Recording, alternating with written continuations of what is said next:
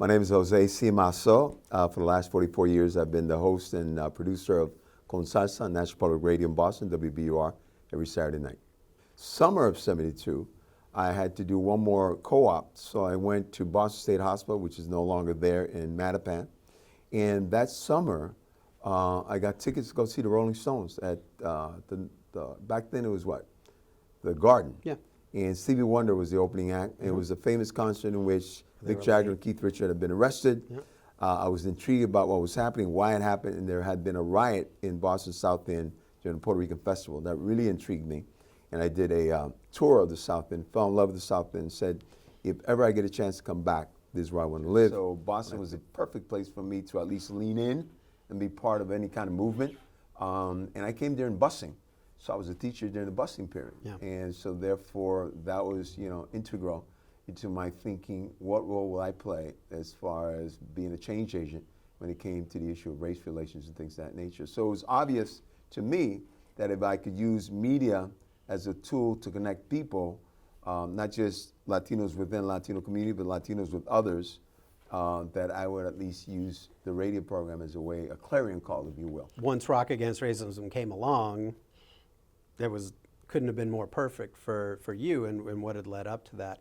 When were you first aware of the organization then? Right from the very beginning, because I was one of the ones called by Larry and Danny, who I knew, and Rory O'Connor, who I knew as well, to be part of what we did at the high school. The Rock and Rap. Yeah, which was then the seed for Rock Against Racism. And so then, But you were also involved, though, as we were talking about before, with the Amandala show. And sure. So when did you first meet? Did you meet Reby and the Haymarket people even before? I knew Reby during that time period, and so Reby was very much part of this group of what I would consider probably the most transformative change agents, in the sense that they were really outside of the envelope of what they wanted to do. Yeah. I mean, it was about bringing music, but bringing a collective group of musicians and genres together.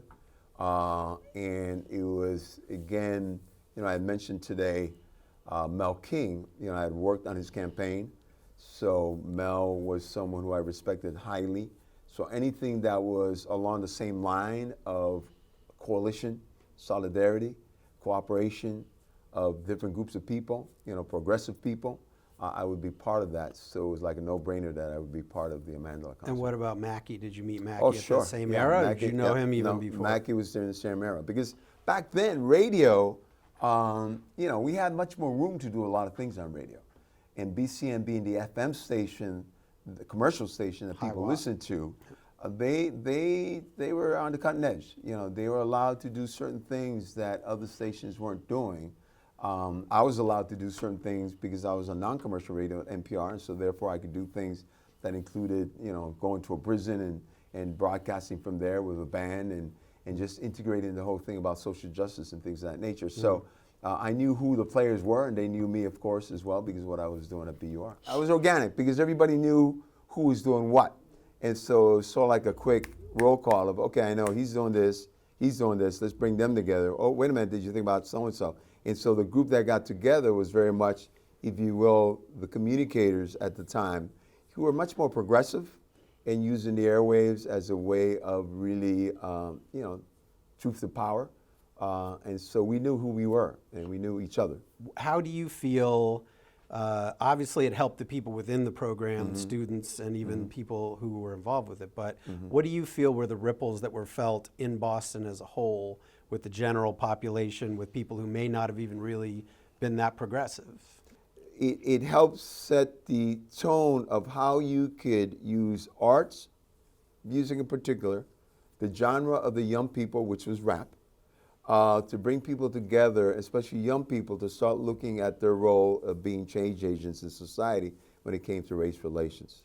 Are you hoping that there's going to be a rebirth of Rock Against Racism moving forward, and what do you think that would look like? Where are we in 2019? I would say that we're probably at a place that none of us would have imagined when we were doing Rock Against Racism. Where are we in 2019? Where still our young children are still suffering, the onslaught of racism, be it in words or in deeds. here in Boston and in other places. And it doesn't have to go too far. You can go to a prep school, you can go to a charter school, you can go to a public school. You will see it being manifested by groups of students. Is there a need again, or did the need ever stop? I don't think the need ever stopped. And I don't think those of us who have been involved in this movement ever stopped. I think that we continue to do the work we were doing in our respective platforms, and we continue to do what we were doing using those platforms to continue this kind of work. And we united at times when we needed to unite collectively because, action was needed. But is there a need for that kind of collective energy where there are young people involved, where there are people in any kind of music expression needing to involve themselves? Oh, yes. Oh, for sure. Oh, for sure. I guess the good thing is you guys are kind of like the Super Friends. So yeah, since the structure's there, yeah. you could kind of, You put got out it. the bat signal, and then You you got guys it. will You got it. You got it. And there are enough young, talented people who are enlightened and clear about the kind of vision they want. And they're not just talking about the issues of race. Young people are talking about the environment. Young people are talking about climate change. Young people are talking about the wage disparity. Young people are talking about the issue of health, housing, all of these collective issues, but very much centered around that racism is the one thing that continues to perpetuate all these other things that make it so that, we are where we are. Black Lives Matter movement occurs and it's organic because young people said enough is enough and they took to the streets. Occupy Wall Street occurred because young people said enough is enough and they took to the streets. And so therefore, I believe, the same way there was a women's march that collectively brought women together and men as allies is because enough was enough. The Me Too movement, et cetera, et cetera. The thing that we have to be wary about, though, is that we cannot allow ourselves to be tired because the onslaught is every day. It's not like we have a moment of rest because it's daily.